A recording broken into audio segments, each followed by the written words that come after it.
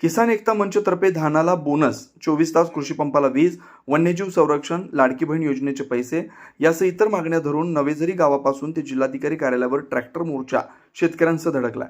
या मोर्चात प्रहार पक्षाचे जिल्हाध्यक्ष महेंद्र भांडारकर सह महेंद्र नंदागवली व मिथुन वासनिक यांनी अनोखी वेशभूषा धारण करून मोर्चाचं आकर्षण ठरले। ट्रॅक्टरवर तिरंगा झेंडा, भगवा झेंड्यासह शेतकरी मागण्यांचं बॅनर लावून धानाला बोनस मिळालाच पाहिजे, कृषी पंपाला वीज, 24 तास वीज मिळाली पाहिजे अशा घोषणा देत शेतकऱ्यांचं ट्रॅक्टर जिल्हाधिकारी कार्यालयावर निघालेत। मोठ्या संख्येने शेतकरी बांधव या मोर्चात सहभागी झालेत। आपल्या मागण्यांचं निवेदन शेतकऱ्यांनी जिल्हाधिकाऱ्यांना सादर केलंय। शेतकऱ्यांच्या अनोख्या पद्धतीने ट्रॅक्टर मोर्चा चर्चा जिल्हाभर होते। आज दिनांक 25/8/2026 ला शेतकऱ्याने शेतकऱ्यासाठी काढलेला हा भव्य मोर्चा आहे।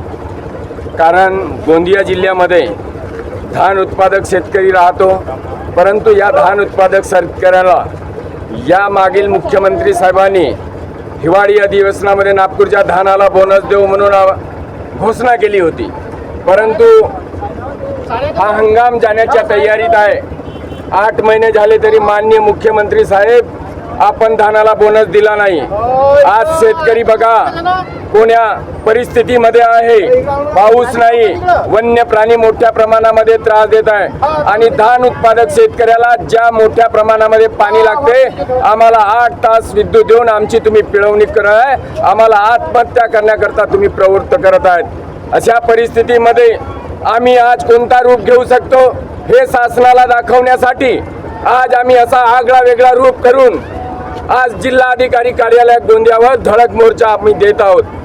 तुम्ही जर आज या 15 दिवसात धानाला बोनस दिला नाही तर याच्यापेक्षाही बिकट परिस्थिती पोळ्याच्या दिवशी शेतकऱ्याच्या प्रत्येक शेतकऱ्याला धानाचा बोनस मिळाला पाहिजे, अन्यथा गावागावात मोर्चे होतील, गावागावात पाण्याच्या टँकीवर लोक शेतकरी चढतील आणि आपल्याला ह्या शेतकऱ्याला सांभाळणं मुश्किल होऊन जाईल। आमचा अंत तुम्ही पाहू नका।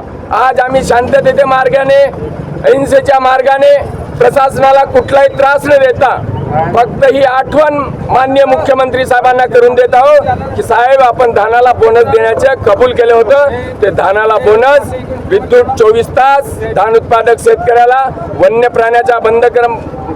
वन्य प्राण्याचा जो त्रास आहे उपद्रव तो बंद करा आणि अति गरजू लाडक्या बहिणीचे बंद झालेले पैसे ते तात्काळ तुम्ही द्या त्यांना आणि मजुरांनी शेतकऱ्यांनी बरेच नरेगाच्या माध्यमातून कोटे बांधलेले आहेत त्याचे सुद्धा पैसे द्या, अन्यथा प्रशासनाला याचे विपरीत परिणाम भोगावा लागेल आणि येणाऱ्या काळात जर तुम्ही बोनस दिला नाही तर येणारे हे 4ही आमदार गोंदिया जिल्ह्याचे या तालुक्याहून पुन्हा निवडून येणार आहे। हा शेतकऱ्याचा एल्गार आहे।